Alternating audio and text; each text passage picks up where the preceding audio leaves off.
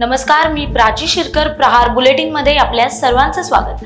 जाणून घेऊया दिवसभरातील ठळक घडामोडी. महाराष्ट्र विधानसभा निवडणुकांची रणधुमाळी सुरू झाली आहे. केंद्रीय निवडणूक आयोगाने अद्याप निवडणुका जाहीर केलेल्या नाहीत. मात्र सध्या सर्वच पक्षांकडून राजकीय डावपेच आखले जात आहे. एकीकडे जागा वाटप, मुख्यमंत्रीपद आणि उमेदवारांची चाचपणी सुरू आहे. अशातच आता राज्याच्या राजकारणात मोठी घडामोड घडताना दिसत आहे. मनसे अध्यक्ष राज ठाकरे यांनी नुकतीच मुख्यमंत्री एकनाथ शिंदेंची भेट घेतली.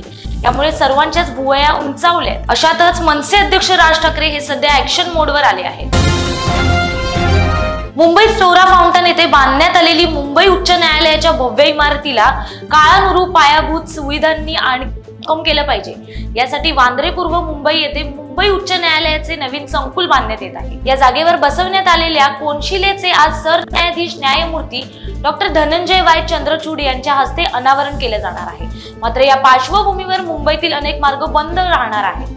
त्यामुळे मुंबईकरांचा आज खोळंब होण्याची शक्यता असून नागरिकांनी आज बाहेर पडताना योग्य वेळापत्रक पाहूनच घराबाहेर पडा असं आवाहन देखील करण्यात आलं आहे. मिळालेल्या माहितीनुसार आज होणाऱ्या कार्यक्रमावेळी प्रवाशांची गैरसोय होऊ नये यासाठी वाहतूक पोलिसांनी या संदर्भात एक सूचना जारी केली आहे. त्यानुसार आज कार्यक्रमादरम्यान प्रमुख रस्ते बंद करून पर्यायी मार्गाची सोय करण्यात आली.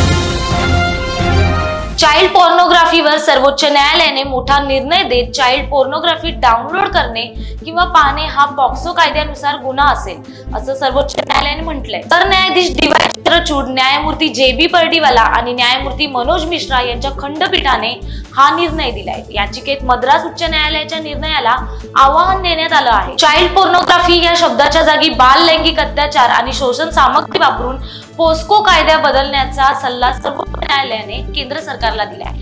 यापुढे चाइल्ड पोर्नोग्राफी हा शब्द वापरू नये असे निर्देशही सर्वोच्च न्यायालयाने सर्व न्यायालयांना दिले आहेत. मेळघाटमधील वळण रस्त्यावर भीषण अपघात झाल्याची घटना समोर आली आहे. आज सकाळी 8 वाजेच्या सुमारास अमरावती जिल्ह्यातील परतवाडा धारणी मार्गावर सेमाडोह जवळ खासगी बसचा अपघात झालाय. मेळघाटमधील वळण रस्त्यावर चालकाचे नियंत्रण सुटल्याने बस लगतच्या पुलाखाली कोसळली. या अपघातात 30 ते 40 प्रवासी जखमी झाले असून तिघांची प्रकृती चिंताजनक आहे. सर्व जखमी प्रवाशांवर लगतच्या सेमाडोह प्राथमिक आरोग्य केंद्रामध्ये उपचार सुरू आहेत. डोंबिवली शहरातून एक धक्कादायक घटना समोर आली आहे. येथे एक प्रविक्रेता प्लास्टिकच्या पिशवीत लघवी करायचा आणि हात न धुता त्याच हाताने फळे विकायचा. त्याच्या या कृत्याचा व्हिडिओ व्हायरल झाल्यानंतर पोलिसांनी आरोपी विरोधात केस दाखल करत त्याला अटक केली. मानपाडा पोलीस ठाण्याच्या अधिकाऱ्यांनी दिलेल्या माहितीनुसार हा 20 वर्षीय फळ विक्रेत्याचे नाव अली खान असे आहे. व्हिडिओ निर्जे भागातील आहे. आरोपी विरोधात भारतीय दंड विधानाच्या कलम 271, 272 आणि 296 अंतर्गत केस दाखल करण्यात आलेली आहे. हा व्हिडिओ पाहिल्यानंतर सोशल मीडियावर लोक चांगलेच वैतागले आहेत.